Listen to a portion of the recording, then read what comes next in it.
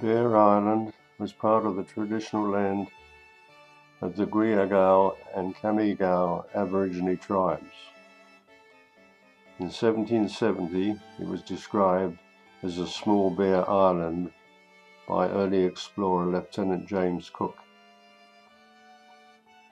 In 1877, it was decided that the fort was to be built on the island.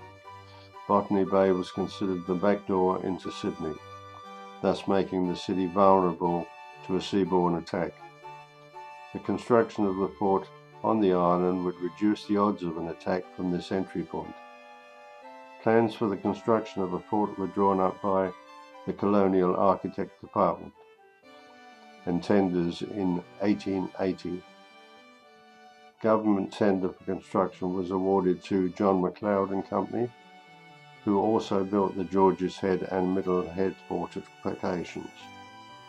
Construction of Bear Island Fort was completed in 1885 at a cost of £34,000. Work inside the fort began in 1889. The Bear Island Fort was designed by Colonel Scratchley, the plans prepared by Mr. Morrell CE and supervised by James Barnett.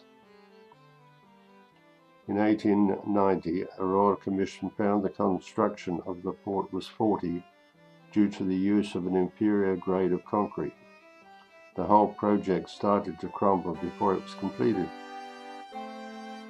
The Royal Commission was very critical of the material used and were reluctant to refer to the material as concrete. The two clerks who were responsible for the operation, Henry Perkis and Edward Colley, were found to be neglectful in their duties of inspecting the site. The contractor responsible was asked to repay some of the money that was paid out to him. He was also banned from any other government contracts. The colonial architect Mr. James Barnett, who is more widely known for designing many of the beautiful sandstone buildings in Sydney, was eventually blamed for failing to oversee the project and to limit the amount of extra funds paid out to the contractor.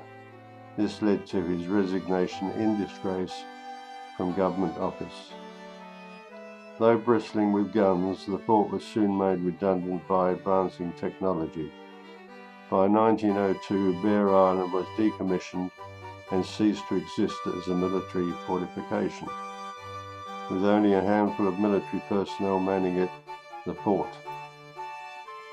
In 1912, Bear Island became a retirement home for war veterans from the Crimea, Sudan, and China campaigns.